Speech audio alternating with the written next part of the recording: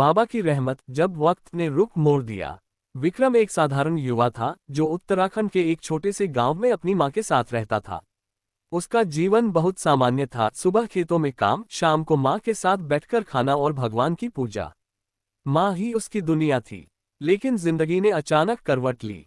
एक दिन मां को तेज बुखार हुआ। गांव के वैद्य ने दवा दी पर आराम नहीं हुआ। हालत बिगड़ती गई। विक्रम मां को शहर के बड़े अस्पताल ले गया। कई जांचें हुई और फिर डॉक्टर ने कहा, आपकी मां को कैंसर है। बहुत देर हो चुकी है। अब कुछ कर पाना मुश्किल है। विक्रम की दुनिया जैसे रुक गई।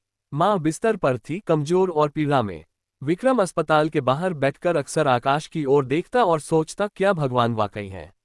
अगर है तो क्यों मेरी मां को इतना कष्ट? वो हर मंदिर गया, हर पूजा करवाई, लेकिन मां की हालत में कोई सुधार नहीं हुआ। एक शाम अस्पताल से लौटते हुए वह रास्ते में पड़ने वाले एक पुराने सुनसान मंदिर में बैठ गया। आंखों में आंसू थे, दिल में टूट चुकी उम्मीद। तभी एक अजनबी वृद्ध साधु पास आकर बैठ गया। उसने बिना कुछ पूछे विक्रम की ओर देखा और कहा, नीम करोली बाबा को याद कर बेटा। जहां सब रास्ते बंद हो जाएं, वहां बाबा रास्ता बनाते हैं। तेरा दुख उन्होंने सुना है, अब उन्हें सच्चे मन से पुकार। विक्रम को बाबा के बारे में बहुत कुछ नहीं पता था, पर उस रात उसने गहराई से बाबा को पुकारा। पहली बार उसकी प्रार्थना में कोई रट नहीं थी, सिर्फ दिल की सच्चाई थी। बाबा, अगर आप हो तो मेरी मां को बचा लो। मैं कुछ नहीं मांगता, बस मां, बस मेरी मां। रात भर वह रोता रहा, बाबा का नाम लेता रहा। सुबह जब अस्पताल पहुंचा तो मां मुस्करा रही थी। डॉक्टर हैरान थे, बुखार गायब, शरीर में ऊर्जा, चेहरा शांत। उन्होंने दोबारा जांच की और कहा, हम नहीं समझ पा रहे हैं, पर कैंसर का कोई संकेत नहीं बचा है। ये किसी चमत्कार से कम नहीं। विक्रम को सब समझ आ गया, ये बाबा का उत्तर था। कुछ ही दिनों में मां पूरी तरह ठीक हो गई। विक्रम ने उसी दिन निर्णय लिया कि वह नीम करोली बाबा के दर्शन को जाएगा।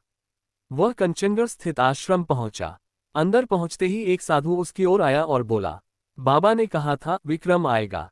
तुम्हारी परीक्षा थी, अब सेवा का समय है। साधु ने उसे बाबा की एक पुरानी चप्पल दी। जब लगे कि रास्ता नहीं दिख रहा, इसे छूना। बाबा हमेशा पास होते हैं। उस दिन के बाद विक्रम ने अपने जीवन को पूरी तरह बदल दिया।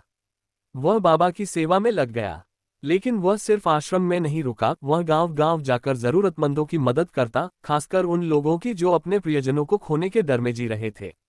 वह हर शनिवार अस्पताल जाता, कैंसर मरीजों से मिलता, उन्हें अपनी कहानी सुनाता, दिलासा देता। लोग उसे बाबा का दूत मानने लगे। वह अक्सर कहता, बाबा चमत्कार नहीं करते, वे विश्वास जगाते हैं। जब तुम हार मान लेते हो और फिर भी किसी को पुकारते हो, वही पुकार बाबा सुनते हैं। और जब बाबा सुनते हैं तो चमत्कार खुद चलकर आते हैं। विक्रम अब सिर्फ एक व्यक्ति नहीं था, वो एक प्रेरणा बन चुका था, जीवित प्रमाण की सच्ची श्रद्धा, सच्चे प्रेम और सेवा में बाबा की कृपा सदा बहती है।